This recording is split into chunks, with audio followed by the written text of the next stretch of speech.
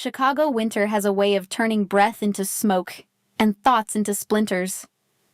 At 11:18 at night, I stand at the foot of Kline Holdings, my bare toes numb on the stone, my coat lost somewhere between my apartment door and this polished lobby. The wind comes off the river like it is angry at everyone. I keep my chin down because the lights above me are too bright and my face is too swollen for shame. I do not pray. I calculate. I came here because fear is safer than kindness. It is the currency I trust. My hands shake, not from tears, but from the thin film of adrenaline that kept me upright long enough to cross the city. I can feel bruises blooming under my sleeves, and a sting at my lip every time I swallow. I think of Lily's small hand in mine earlier tonight, the way she fell asleep against my shoulder, trusting me to be the whole world. I could not take her to my father's place. I could not go to the police. So I chose the man everyone avoids. If monsters exist, I wanted the biggest one between us tonight. Two security men step out first, black coats, earpieces, faces trained to look bored. Their shoes are clean enough to reflect the lobby lights. They angle toward me like I am trash that drifted onto private property. I watch their hands, the way one checks his belt, the way the other scans the sidewalk for witnesses. I know that walk. My brother used it when he thought he was being brave. The men do not ask my name. They do not need it. They only need me gone. I tell myself to stay standing, because falling looks like surrender here. Then my knees quit without permission. It is not dramatic, just mechanical. I like a chair leg snapping. The cold has been chewing on my joints for hours, and now it wins. My palms slap the sidewalk, gritty with salt. For a second I stare at my hands and think how strange it is that they still want to protect my face. I hear one guard mutter something under his breath, the sound of annoyance. I force air into my lungs and let the truth rise, low and raw. My father and my brother did this to me. They know it. A shadow breaks from the warm rectangle of the entrance. One man, no hurry, no coat flapping, no wasted motion. The guards stiffen the way dogs do when the owner steps into a room. I do not look up at first. I wait for the sound that tells me I am about to be grabbed. Instead, there is silence. Sudden. When I raise my head, I see him on the steps above me, still, as if the wind will not touch him. And Gideon Kline does not ask what happened. He watches me like he is reading a map in seconds. He lifts one hand, a small motion, and the security men freeze mid-step. That gesture tells me everything. Power here is quiet. I force myself to meet his gaze, even with one eye half shut. The working eye stays clear, because panic wastes heat. I want him to understand I chose this. I did not stumble here. I came with intent. In my head, I offer my name, Maya Carter, and it feels risky, like handing over a key. His face barely moves, but the air changes. He recognizes the truth before I can build the rest of it. I tell myself not to beg, because begging is a story people can twist. So I keep it simple. Ray and Derek did not just hurt me. They planned my sale. They packed things as if I were moving, then called it a solution. They said a debt could be forgiven if I became payment. They said the man waiting would not take no for an answer. When I tried to fight, my father used a weapon that was not his fists. He spoke Gideon Kline's name like a stamp, like cover for cruelty. He made it sound inevitable, signed. Something changes in Gideon's stillness, like a lens clicking into focus. It is not tenderness. It is cold anger, organized and silent. The guards step back without instruction, as if the sidewalk itself warns them. For the first time, I understand the real crime. My father counterfeited Gideon's name and spent it on my life. Gideon does not stare at my bruises. He stares at the lie attached to them. In his gaze, I feel systems waking up, phone calls forming, doors closing in places I cannot see. Whatever comes next will not be loud, and it will be thorough tonight. He decides without touching me. His coat lands on the lowest step, close enough for my fingers. I wrap it around my shoulders and the warmth shocks my skin. Gideon turns toward the street, already thinking in routes and exits. His men move, silent and fast. I catch the message without hearing the words. No hospital, no paper trail. I understand why. If I show up under fluorescent lights, my father will find me. Or Orson Pike will. The night tilts forward. I either stay on the pavement and freeze, or I follow Gideon Kline into whatever comes next now. The coat is warm enough to hurt. When I pull it tighter, my skin prickles like it is waking up angry, and the world tilts from blur to edges. Gideon Kline doesn't crouch beside me or scoop me up. He stays one step higher, close enough that I can hear him breathe, far enough that my body doesn't flinch on instinct. I catch the shape of his hand lifting again, and the security men retreat as if that gesture carries weight they can't refuse. In my head, the easiest answer is an ambulance. A bright hallway, clean sheets, someone saying I will be okay. But I have lived long enough to know that hospitals keep records, and records turn into addresses when the wrong person asks the right question. My father used to brag about knowing people everywhere, like connections were a family heirloom. Orson Pike runs on the same fuel. If my name shows up under fluorescent lights tonight, I will not walk out alone, and Lily will lose me before she even knows I'm gone. Gideon makes the decision without drama. I don't hear the words, but I see the sequence. A phone lifted, a brief pause, his eyes scanning the street the way a chess player scans a board, and then movement. A black car glides up to the curb as if it has been waiting around the corner the whole time. One guard opens the rear door and steps back. No hands on my arms, no grip on my elbow. They give me space to stand, to wobble, to choose the next step myself. Inside, the leather smells like cold money and winter air. Gideon sits across from me, not pressed beside me. The distance feels intentional, like a rule he set the second he decided I was staying alive. The city slides past the tinted window in streaks of light. I keep thinking about how easy it would be for my father to call around, to ask if anyone has seen me, to offer a story where I'm unstable, and he's the worried parent. That kind of lie travels fast. I stare at my knees and tell myself I cannot give him a trail. We stop on a street that doesn't advertise itself. The brownstone looks like a quiet consulting office. Clean stone, soft porch light. Nothing that says power lives here. A woman in her 40s opens the door before we knock. Later, I will learn her name is Nora, but right now she is just a steady presence who doesn't stare at my face. She leads me upstairs to a suite with a bed that looks untouched and a bathroom that locks. The air is warm and smells faintly of soap, not perfume. Dr. Hart arrives with a small bag and calmer hands than anyone I have met in weeks. There are questions he could ask, and he doesn't. He checks my wrist, cleans the split skin at my lip, presses something cold against the bruising, and works like this is routine. When he offers pain medication, I shake my head. I need my thoughts sharp. If I let myself float, I will forget details that matter, and details are the only weapons I brought to Gideon's doorstep. After the doctor leaves, Nora returns with clothes folded over her arm. A dark sweater, cotton pants, thick socks. They fit close enough to be usable, but not perfect, which tells me they weren't bought for me. They were grabbed from somewhere inside this house, the way you grab a blanket for someone who shows up unexpected. That detail lands harder than any luxury. It means no one planned for me.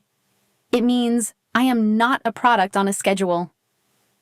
I change slowly, listening for footsteps that never rush. Gideon doesn't hover. When he passes the open doorway, it is brief, a glance to confirm I'm still here, still breathing, and then he is gone again. The house stays quiet except for the low hum of heat in the vents. I sit on the edge of the bed and try to make my hands stop shaking. I should feel grateful. Instead, I feel suspicious because every safe place I have ever known came with a price tag I couldn't afford. I look at the doorknob and wonder what it costs. On the second trip downstairs, I find the front door. My heart beats hard enough to hurt my ribs. I twist the lock, expecting resistance, alarms, a shout. Nothing. The bolt slides back like any ordinary house. Cold air spills in from the porch and hits my face, and for a full minute I just stand there, holding the door open, waiting for someone to stop me. No one does. No guard appears. No hand closes around my wrist. The street outside is empty, and the freedom is so real it scares me more than captivity ever did. I close the door and think of Lily, 5 years old, asleep somewhere else. Safety is temporary. Tomorrow I have to tell Gideon everything in detail. In the East Suite, the heat hums like a low engine. My wrist is wrapped, my lip tastes of iron, and a cup of tea sits untouched beside me because my hands will not stop trembling. Gideon is across the room, seated, not looming.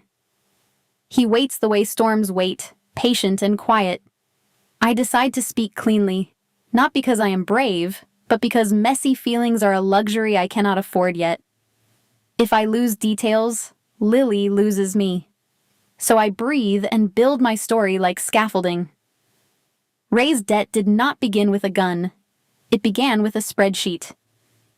He moved stolen electronics through a dock contact, then tried to double dip with a side loan. The shipment vanished, and the wrong people decided he owed them for embarrassment. By the time I overheard the number, it had become $420,000, not because of interest, but because impossible terms create obedience. Every week the total climbed. Every week my father became smaller, and every week he looked at me longer as if measuring how much I remained. Orson Pike was the kind of man who never needed to raise his voice. People raised theirs for him. My father described him as a lender, but lenders want repayment.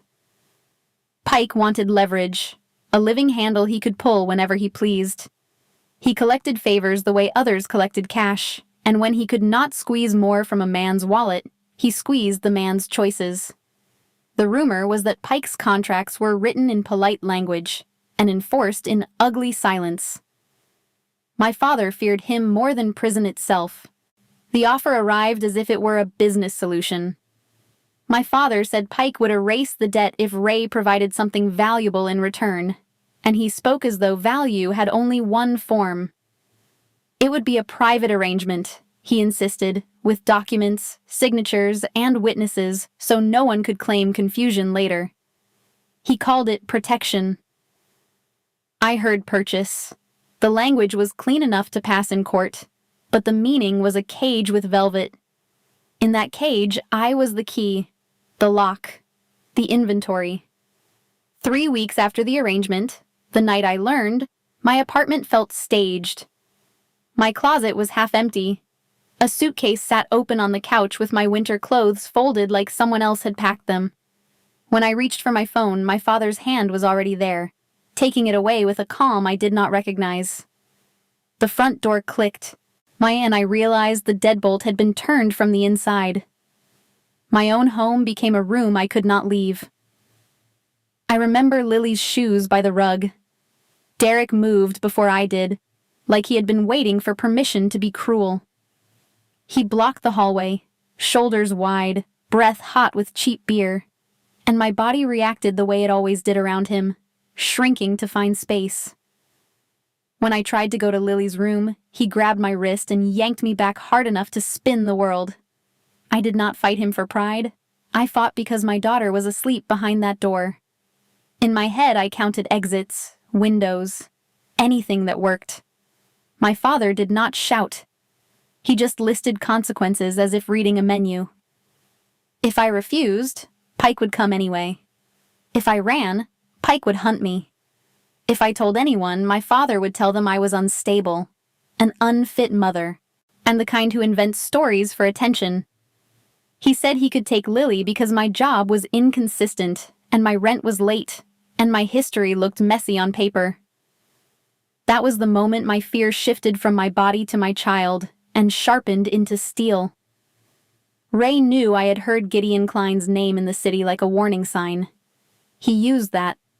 He said Pike was operating under Kline's protection, that the deal carried a guarantee, that anyone who interfered would be punished by a machine bigger than the police and quieter than the courts. It was a lie built from a truth. Gideon's reputation travels without needing confirmation. Ray counted on that. Pike would not risk calling to verify. Fear makes people accept shortcuts. I ran to his steps, nowhere else in Chicago. When I finish, my throat aches as if I swallowed glass. The room stays quiet, and Gideon does not soften. He does not offer comfort or blame. He asks for structure, for names, for dates, for the path my father used to reach Pike. His calm is not mercy. It is preparation. I watch him shift into motion without rising, a phone appearing in his hand, a list forming in his eyes. The temperature drops again. This is what anger looks like when it wears a suit and never sweats. I understand then that his help will not be a rescue story with tender music. It will be a strategy, and I will have to participate if I want to stay alive. Somewhere downstairs, a floorboard creaks, and I imagine Lily's small weight, safe for now, but still reachable by rumor and paperwork. Gideon's protection feels like a contract I can read, one clause at a time. My job is to tell the truth without flinching. His job is to make the world believe it. Starting, I learn his rules. The room stays still after I finish laying out what my father built. Not the kind of stillness that feels empty, but the kind that feels measured, like someone is deciding what to do with a knife without ever lifting it. Gideon doesn't pace. He doesn't raise his voice. He just looks at the space between my words and the consequences they create, and I feel the temperature in the suite drop 0.5 degree. My tea goes lukewarm on the table, and my bandaged wrist throbs in a slow, steady pulse that matches my heartbeat. I keep waiting for him to turn my story into a problem to solve without me, like every man in my life has done. But what lands instead is a set of lines he draws around me, clean and precise. In my head, I translate it into something I can trust. I am not a debt. I am not a favor. I am not an asset that came with a price tag. I am a person whose freedom makes my father's counterfeit contract worthless the second the world believes it. That is the first rule. He will keep me alive and visible long enough to burn the lie down to ash, and he will not pretend that is romance. The second rule comes from me, even if I don't say it out loud at first. I refuse to be the footnote in my own crisis. I didn't crawl to Kline Holdings so a powerful man could settle a business insult and forget the woman it happened to.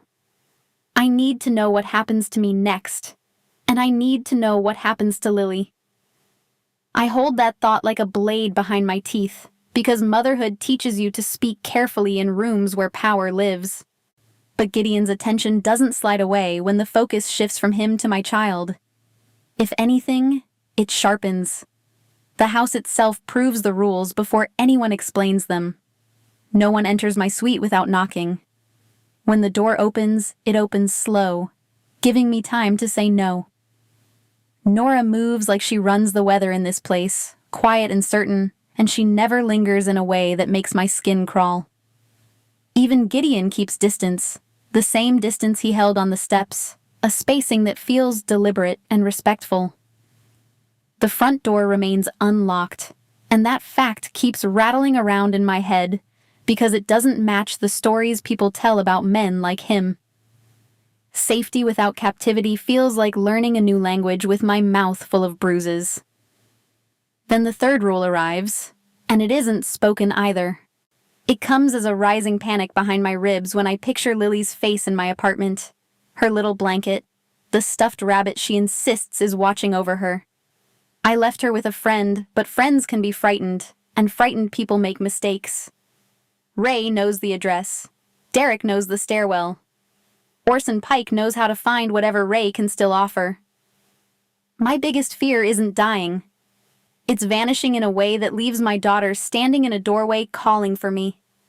I press my palm to my chest as if I can keep my heart from running ahead of me. Gideon doesn't ask for permission to care about the right thing. He simply acts, and he does it without theater. Miles appears briefly at the edge of the hallway, and I can tell by the way he stands that he is waiting for instructions the way a weapon waits to be lifted. Gideon gives him a short sequence, and I don't need to hear the words to understand the shape of them. Find Lily. Move quietly. Leave no trail. Don't scare the child. Nora is already gathering a small bag, the kind you pack when you have done this before for people who did not plan to run. I hate that detail, how practiced it all seems, but I also cling to it because practice means competence. The minutes that follow stretch into something sticky and unreal. I sit on the edge of the bed and stare at the door, listening to the house breathe. Every sound becomes a thread in my mind. A car outside, a muffled step, the whisper of heat through vents. I try to picture Lily asleep, and my imagination keeps replacing her with a scene I can't control. My father's hand on her shoulder, Derek's grin, Pike's shadow in the background like a stain. I tell myself not to spiral, but the body doesn't take orders when it has been hunted. It only remembers. When Nora returns, it isn't with reassurance in words, it's with proof. Lily is safe. Lily is on her way. Lily has not been frightened. Those facts hit me harder than any comfort ever has. My eyes burn, and I swallow the feeling down because I don't want to collapse in front of strangers, even kind ones. Still, my shoulders shake once, and I hate that my body betrays me, but I also understand it. Relief is not gentle. It is a wave that knocks you down because you didn't realize how long you've been standing against the storm. Later, when Lily is finally here and tucked into a warm room with her rabbit and a glass of water, the house feels different. Not safe in the way fairy tales promise, but safer in a way that has rules I can see. Gideon never touches me. He doesn't hover near my daughter. He doesn't demand gratitude. He watches from the distance I'm learning I get to choose, like he is guarding the perimeter of my choices instead of the perimeter of his property. And for the first time since the suitcase on my couch, I start to believe I might be able to think beyond the next hour. That is when my phone buzzes in my hand, a device Nora placed there earlier with a single number already saved, and nothing else. The screen lights up with an unknown call, and my stomach drops with the certainty that the past always finds a crack. I don't need a name to know the voice on the other end belongs to either my father's desperation or Pike's reach. I stare at the glowing rectangle and feel the warm house shrink around me, because the hunt has noticed I'm still breathing. The unknown number keeps buzzing like a trapped fly in my palm. I don't answer right away. I watch the screen light up, fade, light up again, and I feel my body recognize danger before my mind names it. My stomach tightens. My throat goes dry. The brownstone is warm, Lily is asleep upstairs, and still the sound of that vibration makes the room feel smaller, like the walls are leaning in to listen. When I finally answer, I don't need the caller ID to understand the pressure behind the silence. The voice is familiar in the way a storm is familiar. It doesn't have to shout to make you brace. It carries the same old rhythm I grew up with, the same pattern of entitlement and panic stitched together. It is either my father trying to pull me back into the cage, or someone speaking on Pike's behalf because Pike doesn't waste his own breath unless he has to. I don't argue, I don't explain. I don't offer a single detail that can be turned into a map. I end the call quickly, cleanly, and I notice something that scares me almost as much as the call itself. My hand is steady. That is new. For years I believed steadiness belonged to people with money, people with fathers who protected them instead of selling them. But in that moment, the steadiness comes from one thing. Lily is asleep. and I will not let fear climb the stairs to her room. I set the phone down like it's a weapon I've disarmed, and I listen to the house. No footsteps rush in. No one bursts through a door. The silence holds. Gideon appears in the doorway a minute later, as if he has been standing somewhere close enough to sense the shift in air. He doesn't ask what was said. He doesn't need to. He sees my face, the way I'm holding my shoulders like armor, and his attention moves immediately to procedure. Miles is already at the edge of the hall, waiting, and Nora steps in with that calm, weather-like presence that makes me believe she has cleaned up storms before. The next hour is not romantic. It's not even comforting. It's controlled motion, like watching a machine wake up. Gideon checks the locks without making a show of it. Nora adjusts the curtains. Miles moves to a position that covers the entrance without blocking my view of the stairs.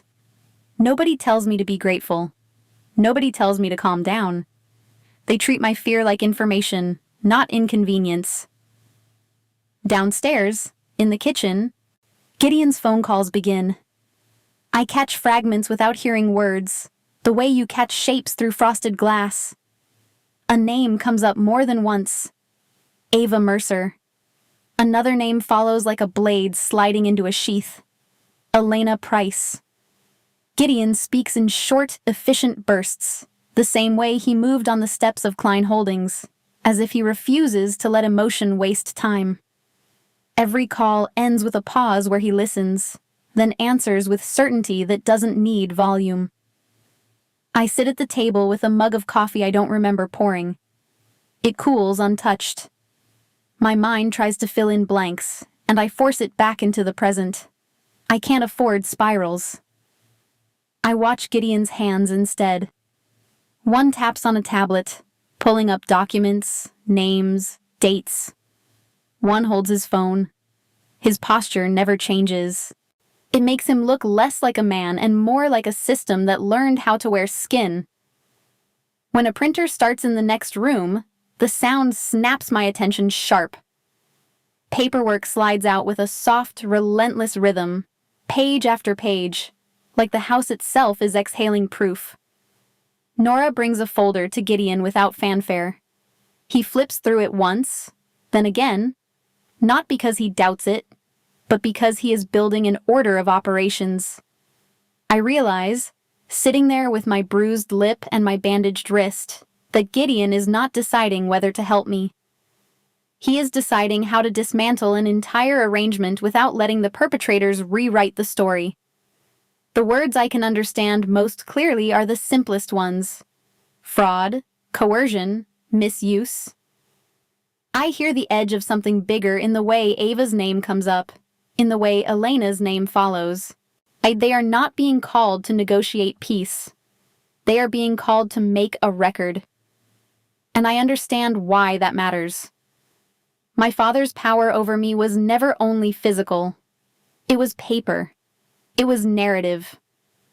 It was the lie that he could make other people believe he was a concerned parent, and I was a problem. Gideon starts closing doors I didn't know existed. He doesn't send anyone to my father's house with threats. He doesn't talk about breaking bones. He talks about protecting evidence.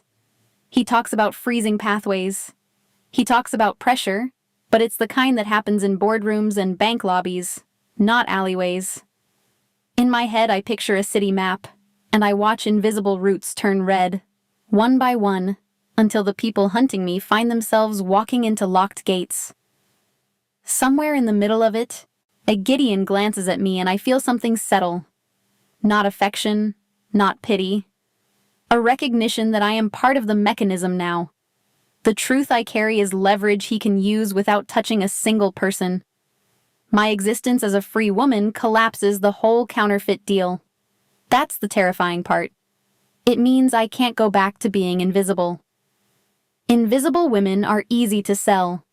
Visible women make noise. As the morning light grows stronger through the curtains, the plan becomes clearer in my mind. First, create legal gravity. A complaint that names names. Emergency protections that keep my father from pretending he still has custody rights. Financial tracing that makes Pike's money hesitate. Quiet warnings to the people who prop Pike up, the ones who like to pretend they're just doing business. Gideon isn't lighting a fire. He's removing oxygen. I thought revenge always looked like violence because that's what men like my father used when they ran out of arguments. But Gideon's revenge looks like paperwork that can't be punched, headlines that can't be bribed away, accounts that don't care how angry you get. It looks like the world becoming inhospitable for anyone who tried to trade a woman for debt relief. And then I understand the promise hidden inside Gideon's calm. What comes next will be worse than violence, because violence ends quickly. This won't. This will follow them into every office, every courtroom, every bank, every relationship they ever used to survive. It will put their names in rooms where names don't wash off. By late morning, the folder on Gideon's desk is thicker. The printer has gone quiet, as if it has done its part. Gideon's phone buzzes with confirmations, and his answers are short, decisive, final. I feel like I'm standing at the edge of a cliff where the fall isn't mine for once. The paperwork exists now. The people are lined up. Once it goes public, there is no pulling it back. I look up the stairs toward Lily's room and feel the familiar fear try to return, because I know something else too. Orson Pike will not accept loss quietly. He will claw at whatever he can still reach. And if he can't reach Gideon Kline, he will reach for the nearest living thing that matters. That is why I stay seated. That is why I keep my voice steady. And that is why, when Gideon tells me without saying it that we are about to flip the lights on, I believe him. The article goes live at 9:15 in the morning, and I feel it before I even read it. The safe house is quiet, the kind of quiet that usually lets me breathe, but this quiet snaps tight like a wire. Gideon's tablet lights up on the kitchen counter. My phone vibrates once. The muted TV in the corner shows a news banner sliding across the bottom of the screen like a knife being drawn.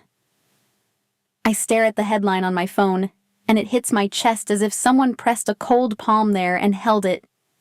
It's not written like a tabloid. That's what makes it worse. The language is clean, restrained, almost polite. It lays out what my father tried to do with the tone of a report, and the details are allowed to speak for themselves. My name isn't splashed everywhere, but the shape of my life is there in black letters. Ray Carter, Derek Carter, Orson Pike, a counterfeit guarantee. A young mother offered as repayment. The words look too calm for what they mean, and the calmness steals the oxygen from the room. At first there is silence. Even Miles, who usually stands like he's carved from duty, shifts his weight. Nora pauses in the doorway with a dish towel in her hands, like she forgot why she walked into the room. Gideon doesn't react outwardly. He just watches the notifications begin to pile up, and the only sign that anything has changed is the slight angle of his jaw. My phone keeps buzzing. Gideon's phone buzzes too. The city wakes up and starts turning. Then the dominoes start falling fast enough that my brain can't hold all of them at once. A warehouse lease canceled. A partner issuing a public statement. An old associate suddenly unreachable. It is like watching doors slam in a hallway I never knew existed. No one has to be threatened. People back away from heat on instinct. The article makes my father radioactive, and anyone who touched his business now wants clean hands. Even the comments online are less about outrage than disbelief, the kind that turns into disgust when it settles. I expected my father to be ashamed. Instead, I see the real pattern of his life: survival at any price. He always believed embarrassment was temporary, but this is not embarrassment. This is exposure, and exposure doesn't fade when you close your curtains. It follows you into every meeting. It sits on your shoulder when you try to negotiate. It changes the way people look at you before you even open your mouth. That is what Gideon promised, and now I see it happening in real time. By noon, Another notification hits, and this one makes my stomach twist.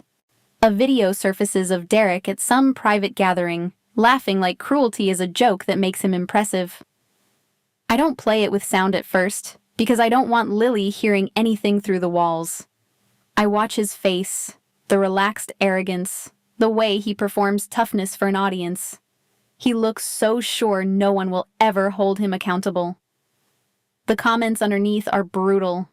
People recoil the way they recoil from disease. I feel shame, rage, and something else I did not expect: relief.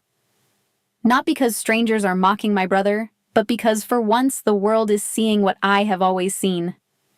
The video spreads like fire because it's simple. There is no complexity, no debate, no room for excuses. Derek's mask slips, and people don't forget what they see when a mask slips on camera. That matters in a way my father never understood. He thought power was private, negotiated behind closed doors. He forgot the modern world punishes publicly. Gideon didn't have to lift a hand. He just opened a door and let everyone look inside. Orson Pike's name lands differently. You can feel the hesitation in the way reporters write about him, the way commentators speak around him. But even that hesitation is a crack, because Pike has always survived on myth. Myth says he is untouchable. Myth says you don't say his name unless you want trouble. Now his name is on the same page as fraud and coercion, and the myth starts to thin. Lawyers don't want him. Consultants stop returning calls. Intermediaries suddenly have scheduling conflicts. His network doesn't collapse in one dramatic moment. It starves. It goes quiet. People begin swimming away from the ship before it sinks. In the middle of all this, my phone rings again, and my body knows before my mind does. This time, the number is blocked. I pick up because some part of me still wants to believe there is a version of my father who can apologize. The voice that comes through isn't apology. It's panic dressed up as authority, then pleading dressed up as love. He needs me to fix it. He needs me to say I lied. He needs me to rescue him from the consequences of trying to sell me. I don't argue. I don't list evidence. I don't remind him he threatened to take Lily. I end the call quickly, and when I set the phone down, my hand is steady again. The steadiness scares me, because it means I'm changing. It means I'm no longer trying to earn safety by being quiet. I walk upstairs and check on Lily. She's on the rug with her cereal bowl balanced in her lap, the cartoon volume low, her hair sticking up in the back from sleep. She looks up and smiles like this is just a different house, not a different life. That small smile cracks something in my chest. I sit beside her and breathe in the normal smell of milk and laundry detergent. This is what I'm fighting for. Not revenge, not headlines. Morning peace. When Lily goes to the bathroom to brush her teeth, I stand by the window and watch the street. My satisfaction fades into fear, because visibility cuts both ways. The article exposes my father, but it also announces to Pike that the deal is broken and the witness is alive. It tells him someone powerful is involved. It tells him I escaped. And men like Pike do not accept loss as a concept. They accept loss as a challenge. Ava Mercer calls later, and even without hearing her exact words, I feel the warning settle into my bones. Pike is moving. People are asking questions in the wrong places. There are signs he's trying to locate me before I can testify. Gideon listens, says little, ends the call, and the room shifts back into procedure. The public firestorm was Phase 1. Phase 2 is paperwork and controlled confrontation. The kind that permanently severs my father's claim and tightens the net around Pike until he can't slip through. I look at Gideon and understand something that is both terrifying and oddly calming. The internet can scream for a day and forget tomorrow.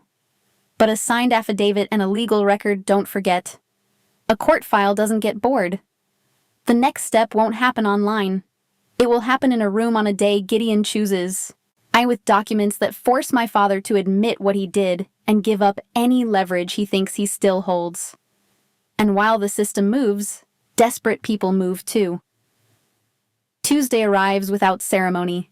No thunder, no dramatic music, just gray light over Chicago and the taste of coffee I barely swallow. Gideon says, in the way he does without saying, that preparation is finished, so Tuesday is the day. Miles drives. I sit in the back, hands folded over my bandaged wrist, watching storefronts wake up like nothing happened. My phone stays dark in my pocket, but I feel it anyway, like a bruise that still throbs. We stop behind a restaurant in the garment district.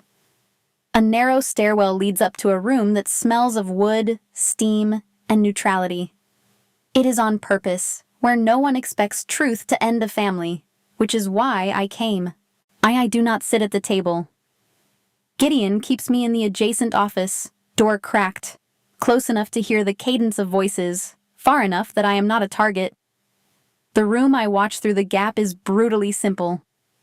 One wooden table, 4 chairs, a single lamp, curtains drawn over a window that would otherwise show lunch crowds.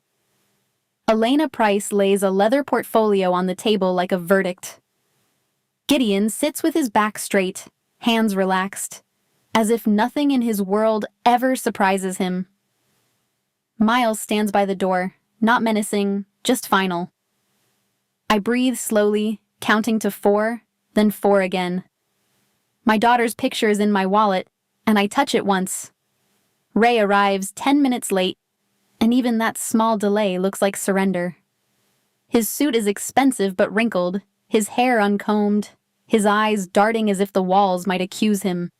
He looks smaller than I remember, like the last 2 weeks have eaten away whatever made him believe he could control me. Derek is not with him. Gideon did not invite Derek, and the absence is a kind of insult, proof that loud cruelty does not earn a seat. I feel a sharp, ugly satisfaction at that. Then guilt for feeling anything but grief. Ray's shoulders tense when he hears my name mentioned, and I hold still, refusing to disappear.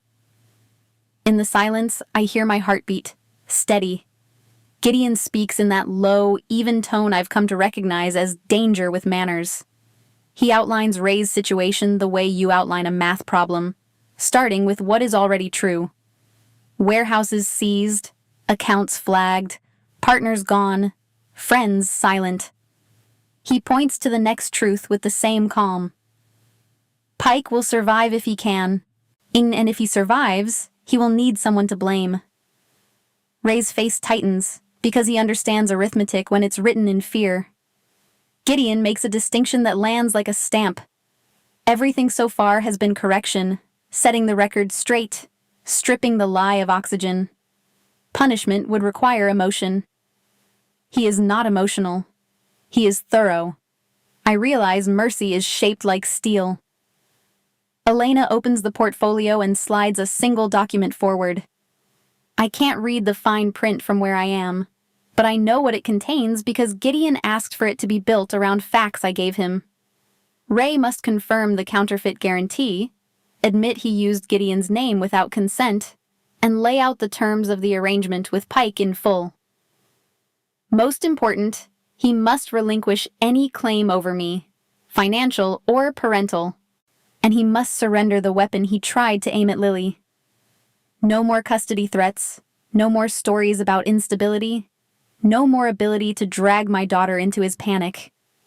It is clean, binding, and irreversible. I swallow hard and keep breathing anyway. Ray asks for time the way men ask for air when they are drowning. Gideon offers none, because delay is how predators reopen doors. The pen in Ray's hand looks heavier than a weapon. He hesitates, eyes flicking to Miles, to Elena, to Gideon, searching for permission to escape. There isn't any. When the tip touches paper, the room exhales. The sound is faint, but my whole body hears it. One signature, then a second, and a final stroke that ends his claim. My knees soften, not from fear now, but from relief sharp enough to sting. Gideon does not celebrate. He takes the paper and puts it away. Outside, traffic passes, indifferent, while my life still changes in ink. Back at the brownstone, the adrenaline drains out of me in stages. I wait until Lily is asleep, until Nora's footsteps fade, until the house settles. Then I sit on the edge of the bed, and the crying comes. Not theatrical, just physical, like my body finally received permission to stop holding itself together. I cry for 40 minutes, timing it the way I time everything now. When it slows, I wash my face with cold water, drink a glass from the sink, and stare at my reflection until my breathing evens out. The bruises are fading, but the knowledge stays. I am free on paper, and that feels unreal. I go downstairs because I don't want the end of emergency to become a new kind of isolation. Gideon is in the study, writing by hand, and he looks up as if he expected me. He doesn't ask me to stay. He lays options on the table like tools: a relocation fund that can't be traced, contacts who can rebuild an identity, coordination with Ava's case to keep me protected, time in the East Suite as long as I need. The choices are real, and that is the frightening part. Wanting feels dangerous when you've lived on survival. I stand at the doorway, feeling the distance between us, and I realize the next step is mine to choose on purpose. I cried in the bathroom with the faucet running, not to hide the sound, but because the steady rush gave my body permission to fall apart. When it finally slowed, I washed my face, drank a full glass of water, and stared at my own eyes until they stopped looking hunted. Lily slept upstairs, curled around her rabbit like a promise. Downstairs, and the house smelled of coffee and clean linen. I walked into the kitchen barefoot, still wearing borrowed socks, and found Gideon at the counter, quiet as dawn, as if Tuesday never happened, waiting for me to speak first. He had laid out my future in a thin folder, the way some people lay out menus. There was a relocation fund, untraceable, meant for rent deposits, daycare, and a new start. There was a contact who could shield my identity while the case moved, and another who could help me find work that didn't connect back to Ray. There was coordination with the federal team, which meant safety but also schedules, rules, and silence. And there was the simplest option of all: time in the East Suite. No questions, no locks, just a door I could open myself always. I should have felt grateful, but gratitude has teeth when it comes with strings, and I'd been tied up by too many promises already. I watched Gideon stir sugar into a plain mug, wearing a dark sweater instead of a suit, his sleeves pushed up like any tired man making breakfast. The normality unsettled me more than his power. If he offered me all this without asking for anything, what was I missing? I glanced toward the stairs, thinking of Lily, and the old instinct whispered that every safe place eventually charges admission, and I never knew the price ahead. That question had been sitting in my throat since the sidewalk. Why didn't he have his men drag me away like a problem, the way everyone else would have? I remembered the sharp wind, my knees giving out, and his hand lifted like a quiet stop sign. He'd looked at me as if I were making a choice, in not begging for rescue. In my head, I replayed my own face in the lobby lights, and I realized I had walked to the most dangerous door in the city on purpose. He respected that decision, and it changed everything for me. Gideon didn't answer with softness. The meaning came through the way he kept space between us, the way he never cornered me, the way he let me close doors. My body had been handled, judged, traded, and threatened long enough. He refused to add his hands to that history. Protection, in his world, was not possession. It was structure. It was options. It was making sure I could say no and have that no respected. Hearing that didn't erase what happened, but it stopped it from repeating here. For the first time, my fear didn't have to negotiate to survive.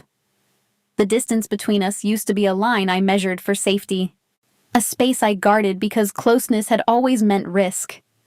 Now it felt like something I could choose, inch by inch, without losing myself.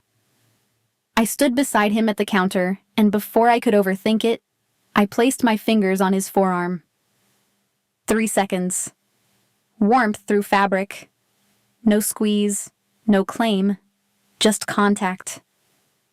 Then I pulled back and watched his eyes flick to where my hand had been, like he was honoring the boundary as much as the gratitude. It made my chest ache, quietly. After that, we fell into a rhythm neither of us announced. Mornings were oatmeal for Lily, coffee for me, and Gideon moving through calls in a language of calm. Nora kept everything practical. Miles kept everything secure.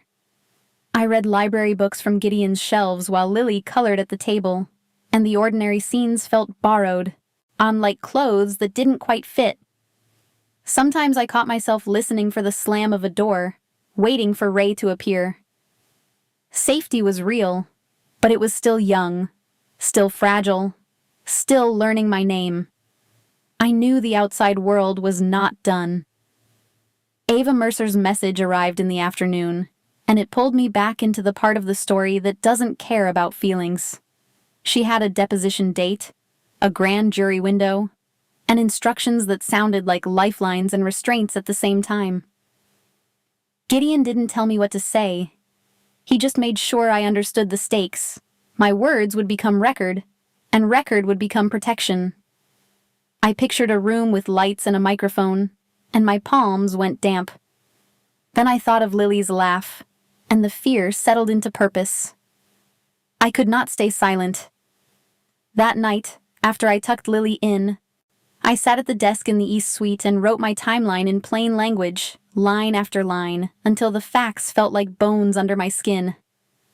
I wasn't doing it for revenge anymore. I was doing it so no one could rewrite me as unstable, dramatic, or confused. Gideon's house gave me distance I could choose, and choice gave me a voice I could trust. Tomorrow, I would walk into those rooms where words become permanent, and I would make mine count. Because if I speak clearly, Lily stays safe too. Before the deposition, I build my spine out of paper. I sit at the desk in the East Suite while Lily sleeps, and I write the timeline in blunt, ordinary language. The night my father took my phone, the locked door, the suitcase, Derek's grip, the bathroom window, the long run, the steps of Kline Holdings. I add dates where I can, and when I can't, I write what I remember seeing, who stood where, what was said around me, what I felt in my bones. I practice breathing the way a nurse once taught me during labor. In for 4, hold for 4, out for 6. Every time panic rises, I picture Lily's face when she wakes up safe. That is my anchor. I am not going into these rooms to perform pain. I am going in to make a record. The deposition happens in a windowless office that smells like copier toner and stale coffee. A small recorder sits on the table like an insect with a red eye, and the fluorescent lights buzz softly overhead. A bottle of water sweats onto a paper coaster. I keep my hands folded, not because I'm polite, but because I don't want anyone to see them shake. I speak in straight lines. I describe $420,000 without letting my voice wobble. I describe Orson Pike without decorating him into a movie villain. I describe my father's plan the way you describe a broken staircase. One step, then the next, until the fall makes sense. When my throat tightens, I take a sip of water, reset, and keep going. I watch faces go still. I didn't know what my voice could do until the room went quiet. When it ends, I walk out into a hallway that feels too bright, and Gideon is there, leaning against the wall in his sweater, coffee in hand like it's any other weekday. He doesn't ask how it went. He doesn't praise me. He simply shifts his body so he's between me and the elevator without touching me, and I realize that is his version of care. Miles drives us back the long way, not because we're lost, but because the shortest route is predictable. Nora has dinner waiting. Lily tells me about a drawing she made, and I nod and smile and keep my voice gentle, even while my mind replays every sentence I said under those buzzing lights. That night, I rehearse again in the mirror, not lines, just steadiness. I remind myself that I am allowed to take up space. I write Lily's name at the top of my notes in letters, then underline it twice. Gideon leaves a small stack of documents on the counter. Nothing sentimental, just maps of meetings and times. His silence tells me he trusts my mind. I fall asleep believing clarity can be a shield. The grand jury is bigger, heavier, older.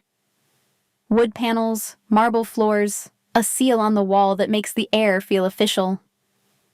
I ride up in an elevator with my stomach clenched and my notes tucked in my bag like a prayer. Inside, the silence is different from the deposition. It's not casual. It's ceremonial.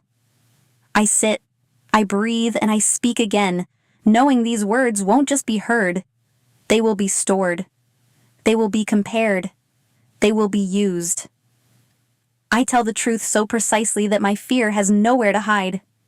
I talk about how Ray used Gideon's name as a counterfeit guarantee, how that lie was meant to make me feel trapped, how Lily was the second chain he tried to wrap around my throat. Outside those rooms, the city starts refusing Orson Pike in small ways that add up. Phone calls go unanswered. Intermediaries suddenly forget appointments. Lawyers step back with polite emails. Accounts are reviewed.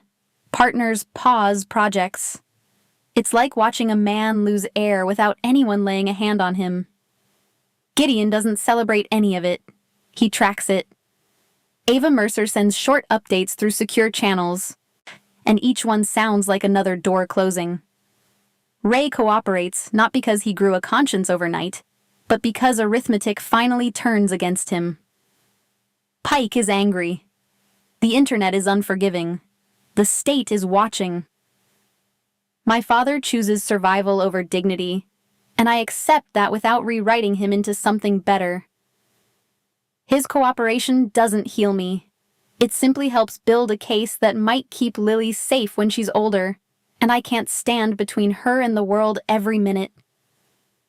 On a Wednesday evening, the news breaks that Pike has been taken into custody. The anchor's mouth moves on the muted TV, and the headline crawls across the screen in calm letters. I don't feel triumph. I feel the end of a long fever, the kind that leaves you weak and oddly empty once it's gone. I sit on the edge of the couch and let the quiet settle, and then reality taps my shoulder. Courts move slowly. Motions get filed. Trials get delayed. Derek is still out there building his own story of victimhood. Pike's people will scramble for leverage. Gideon stands in the doorway, watching me breathe through it, and for the first time I wonder what taught him to be this controlled. I don't ask yet. I just hold Lily a little longer at bedtime, because even a quiet win has a shadow behind it. Sunday in April feels like the city is apologizing. Sunlight spills into the courtyard behind the brownstone, warming the stone bench where I sit with a mug of tea. Lily is at the patio table, tongue between her teeth, drawing a family of stick figures with bright crayons. The air smells like wet earth and toasted bread. Somewhere a neighbor's radio plays softly through an open window, and for a few minutes I forget to listen for footsteps. My shoulder unclenches. I breathe without counting. Peace is small, ordinary, and still hard to trust, even when it sits beside me. Gideon comes out a minute later in a dark sweater, no jacket, no armor except his calm. He pours coffee into a plain white mug and stands by the doorway watching Lily color. Not too close, not far. I notice how careful he is with space, as if distance is part of his ethics. The case against Pike is moving, Ava says, but moving is not the same as ending. Motions, continuances, paperwork that stretches weeks into months. I have options now, yet the calendar still feels like a trap with polite edges. I keep waiting for the other shoe. I didn't expect him to tell me anything personal. He rarely speaks about himself, and when he does, it is usually in the language of systems. But that morning he sits on the bench across from me. eyes on the patch of sunlight where Lily's crayons have rolled. He lets the silence settle, then offers a memory of his mother. A woman who married a man she believed was strong, only to learn his strength required victims. She stayed for years, not from blindness, but from strategy. She kept her child alive by making herself smaller, quieter, easy to miss. When he describes her leaving, he doesn't dress it up as bravery. He calls it arithmetic, the moment she decided fear was less costly than staying. She took her son and walked away from a house full of expensive furniture and invisible threats. Gideon says she died when he was 19, and he doesn't linger on doctors or diagnoses. He says long fear can become weight you carry so consistently your body forgets it is optional, until one day it turns physical. I picture my own chest at night, tight for no reason, and I understand him better than ever. That was when I understood why he never touched me. On the steps, I thought he saw my bruises and felt responsible. Now I see something else. He saw a woman who had already chosen her life over the story being forced on her. I wasn't asking to be rescued. I was bringing evidence to the one person powerful enough to make the evidence matter. Gideon recognized that kind of decision because he watched his mother make it, quietly, again and again. He has always been drawn to people who refuse to disappear. Maybe that is his only softness too. I tell him, in the way I can only tell the truth now, that I need to be heard as a person, not a lever. I can feel how easily my story could become a tactic, a set of facts to deploy, and I'm grateful for his discipline, but I can't survive another man deciding my meaning. I let him know that tenderness, if it exists here at all, has to stay separate from negotiation. I am not willing to trade my healing for protection. I watch his face for offense and find none, only attention that stays steady still. We sit in the courtyard without negotiating inches. The space between our knees is still there, but it isn't a barricade anymore. It's a choice we both respect. Gideon doesn't reach for my hand, and I don't reach for his. Lily hums to herself, dragging blue wax across paper, and the sound fills the silence so it doesn't turn heavy. I notice Gideon's shoulders relax a fraction when Lily laughs at her own drawing. For a moment, he looks less like a man guarding an empire, and more like someone learning how to be near a family without taking anything. Then my mind drifts back to the world outside this sunlight. Pike's arrest is real, but arrests do not end stories overnight. Derek is still alive, still furious, still convinced the problem is everyone else. Ray is cooperating because he has to, not because he changed. People like Pike build backups, and backups move when cornered. I watch Lily's small hands and feel the protective instinct rise again, sharp and immediate. This calm morning is a bubble. I can't live inside it forever. I have to keep moving, carefully, until the case is finished and the threats are boxed in. I look at Gideon and realize our lives intersected because two kinds of power collided. The power that takes, and the power that refuses to. He could do anything, and he chose restraint, not because it was easier, but because it was cleaner. I am choosing something too. Not hiding, not begging, not vanishing, but presence. Presence at Lily's side, presence in court files, presence in my own skin. The victory so far is not an ending, just the beginning of a different fight. The question hovering over us is brutal. What do you become when you can do anything? I used to think endings were loud, sirens, slammed doors, someone shouting that it was over. Mine wasn't.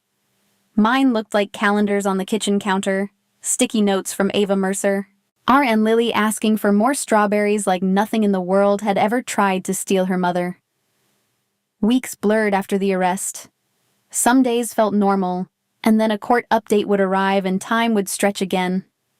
The case moved forward, but it moved the way winter melts in Chicago. Slow, stubborn, and never on the schedule you want. Orson Pike's power didn't explode. It evaporated. Once the lights were on, his name stopped opening doors. People who used to answer on the first ring suddenly missed calls. Vendors found reasons to cancel. Advisors resigned quietly. Properties became harder to access, accounts harder to move, favors harder to collect. It wasn't cinematic. It was administrative. And that was the point. Gideon didn't need a show of force to beat a man like Pike. He needed a world where fear couldn't circulate like currency anymore. But the system doesn't reward urgency just because you suffered. There were hearings, motions, delays dressed up as procedure. Ava warned me that cases like this are marathons, not sprints, because the people being prosecuted have money, patience, and a deep allergy to consequences. Some nights, after Lily fell asleep, I sat in the East Suite and felt the old dread creep back in. The whisper that the longer something takes, the more time desperate people have to try shortcuts. The courthouse can be slow. Desperation is not. Derek's trial date sat out there like a loose wire. He was contained, but he was not corrected. I heard through channels I didn't ask about that he was still building a story where he was the victim, where everyone betrayed him, where I was the reason his life collapsed. That kind of narrative is dangerous because it turns accountability into fuel. I didn't need him in the same room to feel him. I felt him in my shoulders whenever an unknown number flashed on a screen, in the way my eyes scanned crowds at crosswalks, in the instinct to keep Lily close enough that I could count her breaths. The biggest shift wasn't the headlines or the affidavit or even the arrest. The shift was inside me. I stopped thinking of myself as someone who had been saved, because saved implies the story is finished and you can put it back on a shelf. I wasn't finished. I was present. Present at breakfast, present at bedtime, present in my own body even when it remembered panic. I learned to stand in a room and let my voice take up space without apologizing for it. I learned that survival isn't just escaping. It's choosing what comes after escape. Gideon never asked me to belong to him. He never offered that kind of claim. And that is what made his presence complicated in the best way. He was a guardian of boundaries, not a collector of people. His restraint wasn't a lack of desire or a lack of power. It was power with discipline, the kind that returns power to someone who has been taken from. He kept distance until I chose otherwise. And even then, the distance was a choice, not a punishment. Watching him operate taught me a strange lesson. Control can be cruelty, but it can also be protection when it's used to protect someone else's autonomy. The options on the table stayed real. The relocation fund could have moved Lily and me to a different state, a different school, a different set of neighbors who didn't know my name. Identity protection could have erased the paper trail my father loved to weaponize. A new start was not just possible. It was prepared. I didn't stay because I had nowhere else to go. I stayed because stability is a form of safety too, and Lily needed roots while the case finished crawling through the system. I stayed because I wanted to see the story through to the last page, not run from the middle of it again. Some evenings, I would watch Gideon on the phone in the study, calm as ever, and I would think about how many worlds exist inside one city. Worlds where a single mom counts grocery dollars, and worlds where a signature can freeze an empire's breath. The machinery that created my father's decisions still exists.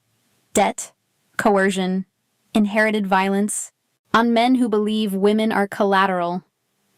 One arrest doesn't dismantle a culture. It only creates a crack where something better can start to grow. That thought kept me honest. I didn't romanticize what happened. I used it. When fear returned, I didn't treat it like failure. I treated it like weather. I taught Lily simple routines that made our life feel predictable.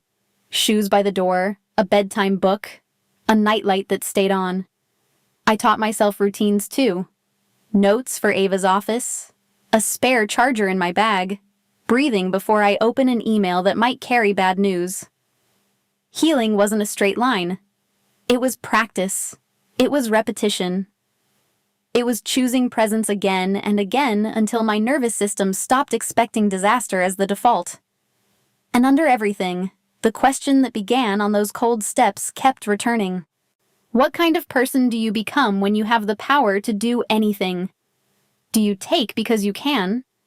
Do you punish because it feels satisfying? Do you own because it's simpler than trusting? Or do you restrain yourself and build a world where someone else gets their power back?